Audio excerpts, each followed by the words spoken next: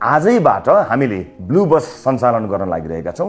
महिलाहरूका लागि मात्रै भनेर चितवनको क्षेत्र नम्बर 2 को यी रुटमा चल्ने गरी एउटा निशुल्क ब्लू बस सञ्चालन हुँदैछ। सुरुवात एउटा बसबाट गरेर भविष्यमा माग र उपयोग अनुसार समन्वय गरी अन्य संख्या बढाइने पनि छ।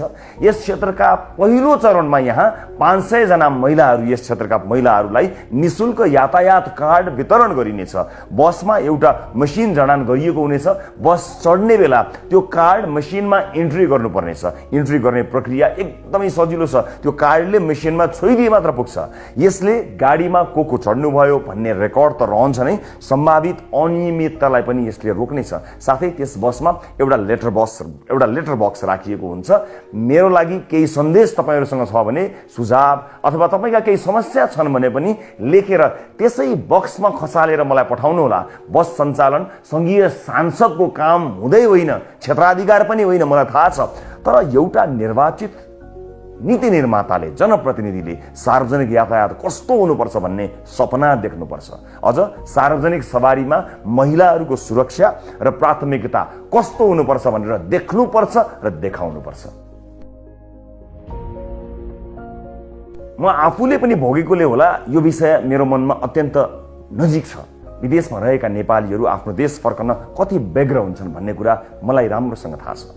मनको अन्तर कुनामा गडेको यही खिल उक्काउन मैले केही प्रयास थालेको छु। विदेशमा रहेका नेपालीहरूलाई स्वदेशमै अवसर खोज्ने प्रेरणा मिलोस् भनी 100 जनाका लागि रोजगारीका अवसर खोजेर निवेदन आह्वान गर्दैछौँ। आज यो भ्याकेन्सी विभिन्न देशका स्थानीय पत्र पत्रिकामा पनि छापिएका छन् र चोक चोकका पसलहरूमा पनि छाप्ने व्यवस्था मिलाउँदैछु। यदि सार्वजनिक गरिएका यी भ्याकेन्सीहरूमा दिइएको योग्यता पुग्छ र निर्धारित सेवा सुविधामा तपाईँ नेपाल फर्कन चाहनुहुन्छ भने दिइएको इमेलमा आफ्नो सम्पूर्ण विवरण पठाउन सक्नुहुनेछ। यी भ्याकेन्सी नेपालका निजी क्षेत्रमै खुलेका हुन्। नेपालमै रहेका दाजुभाइ दिदीबहिनीहरूबाट पनि यो पदपूर्ति गर्न सकिन्थ्यो होला। तर हामीले विदेश गएर केही सिप र विज्ञता हासिल गरेका नेपालीहरूलाई स्वदेश फर्काउन प्रोत्साहन गर्ने माध्यमको रूपमा यसलाई सदुपयोग गर्न खोजेका मात्रै हौँ। 40,000 देखि 1.5 लाख प्रति महिना तलब सहितका जागिरहरू तपाईका लागि खोजिदिएका छौँ। रोजगारदाताको शर्तमा तपाईँ सहमत भए हामी समन्वय गरिदिनेछौँ। आउनुहोस् नेपालमै केही गरौँ। जनप्रतिनिधि जवाफदेही हुनै पर्छ भन्ने मान्यता म सञ्चारकर्मी हुँदा पनि थियो र अहिले पनि कायमै छ। त्यसैले हरेक 4 महिनामा सार्वजनिक सुनुवाई गर्नेछु। भदौ 10 गते प्रथम सार्वजनिक सुनुवाई हुनेछ। चितवनमा सूचना प्रविधि विकासको अवस्था र सुधार गर्नुपर्ने विषयमा पनि चर्चा हुनेछ। हरेक 4 महिनामा चितवन क्षेत्र नम्बर 2 का विभिन्न ठाउँमा सार्वजनिक चासोका विषयमा यस्ता सार्वजनिक सुनुवाई गरिनेछन्। ती कार्यक्रममा विभिन्न सरकारवाला निकायलाई समेत बोलाई जनताका समस्या समाधान गर्न पहल गरिनेछ। उक्त सार्वजनिक सुनुवाईमा म आफ्नो कामको हिसाब जनतालाई बुझाउनेछु र सरकारवालाहरूसँग हिसाब जनताका लागि माग्ने पनि छु। आजबाटै 65 वर्षभन्दा माथिका वृद्धा बाआमाहरूलाई निशुल्क मोबाइल क्लिनिक सुरुवात गरिनेछ। यो मोबाइल क्लिनिकले घर घरमा गएर बाआमाहरूलाई प्राथमिक उपचार दिनेछन्। हरेक दिन नयाँ टोलमा पुग्नेछौँ। क्लिनिक कहाँ आउँदैछ, कसरी आउँदैछ भनेर अगावै केही समय अगाडि नै यहाँहरूलाई सूचना दिइनेछ। यस क्लिनिकमा एकजना MBBS डाक्टर हुनुहुनेछ। तपाईँ अस्पतालसम्म जान सक्नु भएन भने यो मोबाइल क्लिनिकको नम्बरमा कल गरेर घरसम्मै बोलाउन पनि सक्नुहुनेछ। प्राथमिक उपचारपछि थप उपचार चाहिने देखिए डाक्टरले सम्बन्धित अस्पताल वा डाक्टरसम्म सिफारिस गर्ने लगायतका सबै काम सहजीकरण गरिदिनुहुनेछ। फेरि पनि भन्छु, यो एउटा सांसदको काम होइन, तर चुनाव ताका घर घरमा जाँदा आशीर्वाद दिनुहुने बाआमालाई एउटा छोरोको नाताले हेरचाह गर्नु मेरो कर्तव्य हो। चुनावमा भोट माग्दा मैले शिक्षालाई जोड दिएको कुरा यहाँहरूलाई थाहा छैछ। हाम्रो शिक्षा प्रणाली युग सुहाउँदो छैन, प्रतिस्पर्धी छैन।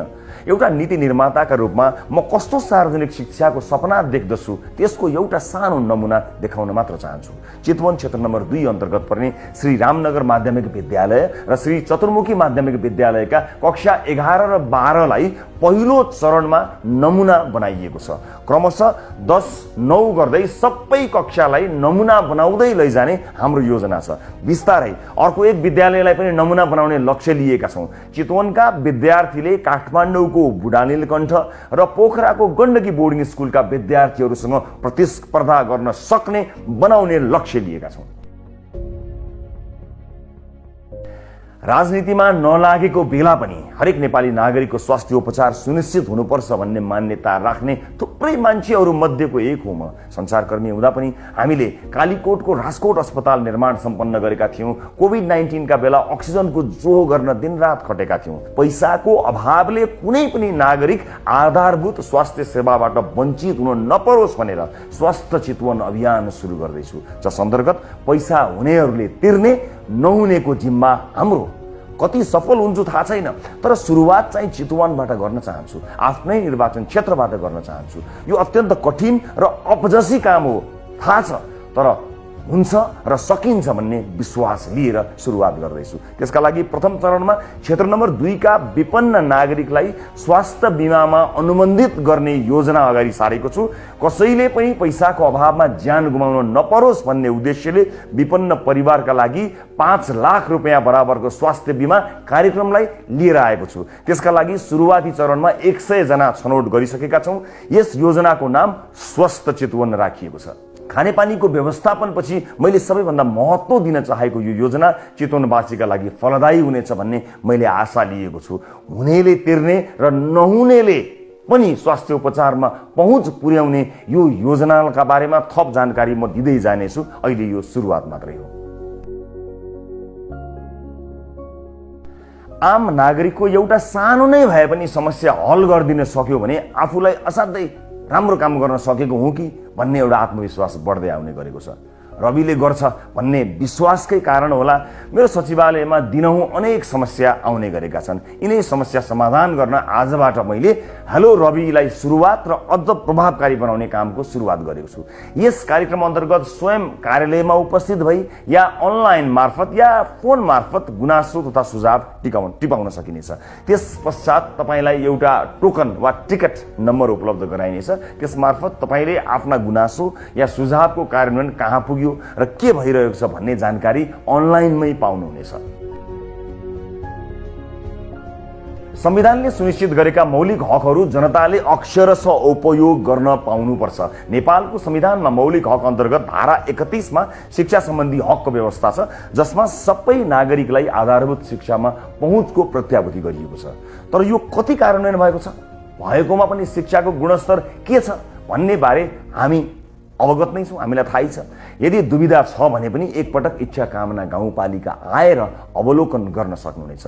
हामीले यसलाई चिर्नका लागि सानो एउटा प्रयास सुरुवात गर्दैछौँ। इच्छा कामना गाउँपालिका वडा नम्बर 1 भाराङ स्थित राष्ट्रिय आधारभूत विद्यालयको स्तरोन्नति सुरु गरेका छौँ।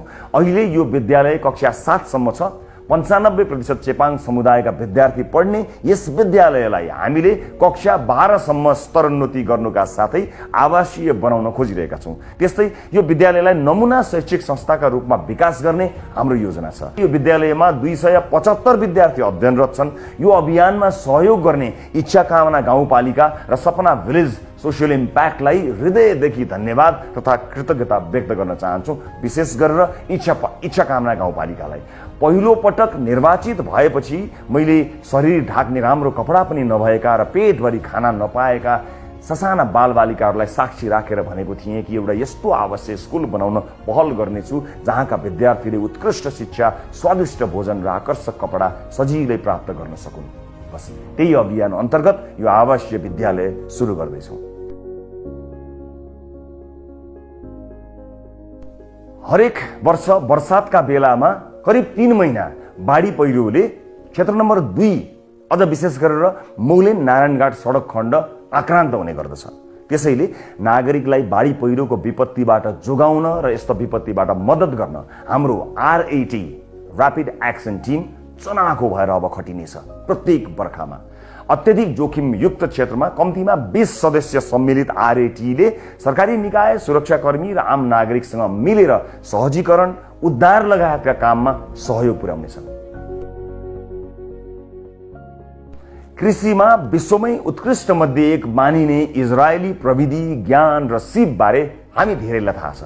नेपालका लागि इजरायली राजदूत हनान गोरेरसँग 2080 जेठ 30 गते केन्द्रीय कार्यालयमा मेरो भेटवार्ता भएको थियो। उक्त भेटमा इजरायलको एक नमुना गाउँसँग हाम्रो इच्छाकामना गाउँपालिकालाई मित लगाउने र कृषिमा नमुना गाउँको रूपमा स्थापित गर्ने योजनामा छलफल भएको थियो। महामहिम राजदूतले यो योजनालाई अगाडि बढाउने विषयमा सकारात्मक प्रतिक्रिया र कदम चाल्नु भएको छ। नेपाल सरकारका सम्बन्धित निकाय र परराष्ट्र मन्त्रालयसँग आवश्यक पर्ने स्वीकृति र समन्वय गरी यो कार्यक्रम अगाडि बढाउन पहल सुरु गरेको छु।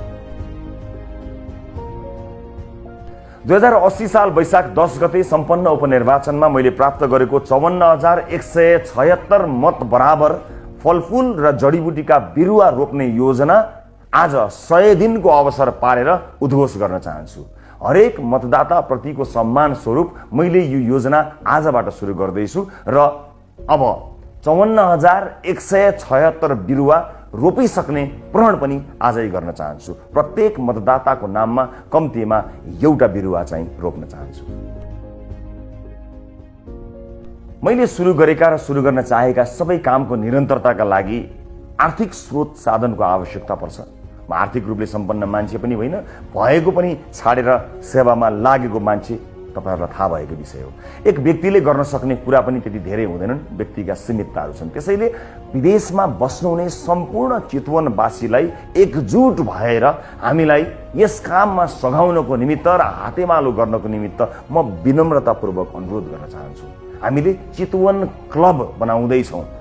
यदि तपाईँ विदेशमा हुनुहुन्छ र यस क्लबमा जोडिन चाहनुहुन्छ भने स्क्रिनमा देखिएको इमेल र व्हाट्सएप नम्बरमा हामीलाई सम्पर्क गर्न सक्नुहुनेछ।